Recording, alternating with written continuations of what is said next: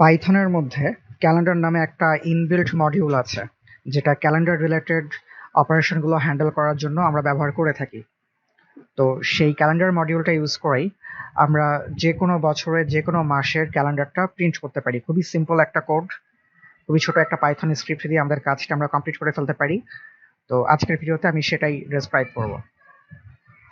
First of all আমি আমার code এডিটরে চলে যাচ্ছি। তো আমি যেহেতু ক্যালেন্ডার মডিউলটা নিয়ে কাজ করব, তো ক্যালেন্ডার মডিউলটা নিয়ে কাজ করার প্রথমে আমাকে যেটা করতে হবে, ক্যালেন্ডার মডিউলটা ইম্পোর্ট করে নিতে হবে।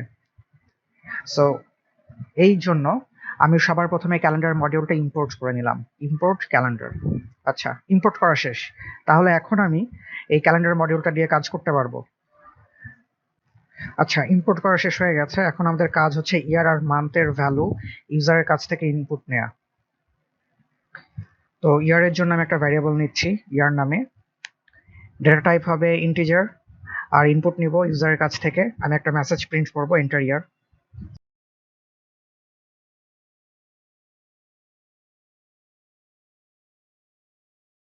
একই কাজটা আমি পরেরটার জন্য করব, মান্থ। মান্থ নামে একটা ভ্যারিয়েবল নিলাম। এই ভ্যারিয়েবলের ডেটা টাইপ ইন্টিজার হবে। ইনপুট হিসেবে ডেটাটা আমি নিব ইউজারের কাছ থেকে। এখানেও আমি এন্টার মান্থ মেসেজটা প্রিন্ট করব। আচ্ছা, ইউজারের কাছ থেকে ইয়ারও নেওয়া হয়ে গেছে, মান্থও নেওয়া হয়ে গেছে। এবার আমার কাজ হচ্ছে ক্যালেন্ডারটা প্রিন্ট করা। প্রিন্ট করার জন্য আমি প্রিন্ট ইউজ করব। তারপরে সবার প্রথমে আমাকে মডিউলটার নাম দিতে হবে ক্যালেন্ডার, তারপর ডট ডট দিয়ে মান্থ।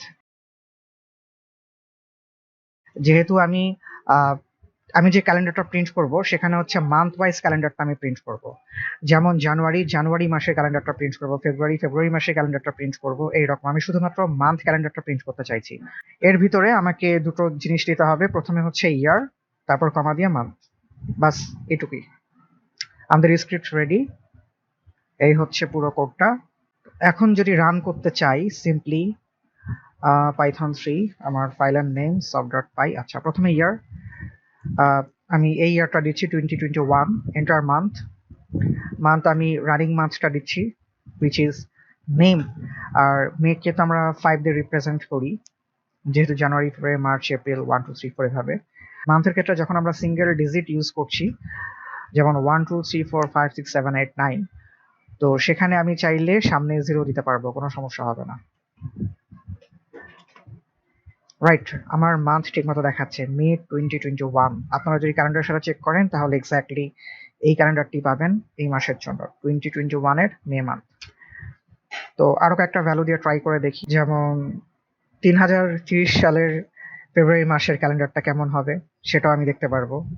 ব্যাপারটা খুব ইন্টারেস্টিং, তাই না?